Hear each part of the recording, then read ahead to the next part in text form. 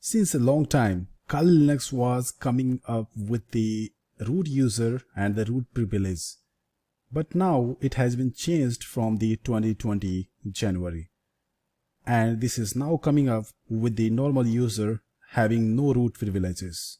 So opening up the terminal, we may find up here that this is the $sign that indicates this is not the root user. And this is the Kali and the Kali, that is the host name for that. In order to make this Kali Linux root and like the root and the tour, that was the password earlier before the January 2020 release. Now the Kali Linux have, or the creators of the Kali Linux have made it non-root user, meaning that you will need to have a special permission from the root user before running some of the special commands or many commands in this case that requires the root privileges. So if I am using the ifconfig, it is not opening all of the interfaces for the configurations, meaning that this requires the root privileges. And if I am using some of the other cases like the ls, this is the normal commands that list all of the files here. So how we can make all of these in a root privileges? In order to do that, we need to run a command here provided by the Kali Linux that grants the normal user Kali Linux to root user, so that you can switch between the normal user and the root user. So if I am going to use that command, so command is here, that is the sudo, that is the sudo here. In this case we can say to run this command from the root privileges. Sudo is used for that same purpose, to grant the root privileges for running this command, because this will not install anything without the root privileges. So this is the sudo apt install Kali grant root. So this stuff will be installed and then it will be running in a single line. So this ampersand, double ampersand, is used for combining two commands and in a single line. We can also do one by one or in one single line. So this is the recommendation that you do run this command on your terminal.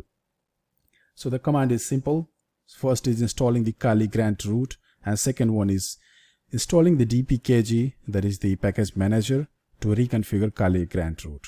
Once you hit enter, it will be installed and it will ask for the configurations for the Kali grant root, that the enable passwordless privilege escalation or disable the passwordless privilege escalation or no change to current configurations. So the first one is you can use the arrow key here to move from 1 to 3 and just hit enter. It will be all done. Now for using the root privileges, either you can type su, it will ask for the password. Password will be TOOR, that is the tour. So once you put the tour password here, it will be now in the root user. You can see here, this is the hash that indicates the user is now the super user or the root user. You can type the exit here, clear it all. Now once it is all done, what we can do is move to this logout button here, just click it out. We can switch the user from the Kali to root user. So here is we can type root and in the password tour, that is the TOOR. Hit enter and now this is the root user. Opening up the terminal, we can see this is the root user, and now we can run that command and it will be just performing that in action. This command is also available to the non-root user, but that requires the sudo command before doing that. Let me switch that to normal user first. So the normal user name and the password is both Kali. So the KALI is the username, KLI is the password. And now it's back to the normal. To run that all of the special commands without using the passwords, as we have already installed the Kali grant root. This one was the installation that we did recently. So what we can do is now we can type this sudo and run any command as a root user. So if I'm going to use the ifconfig, we can run without using the password. So that's the best part. Without switching to the root user, we can also use the sudo command that will be the same task performing as a root user.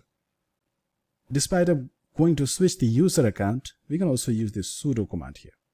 And that's all for this lesson.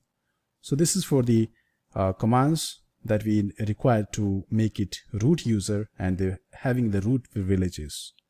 We can also type it and use the sudo commands. So do that for your system, your Kali Linux.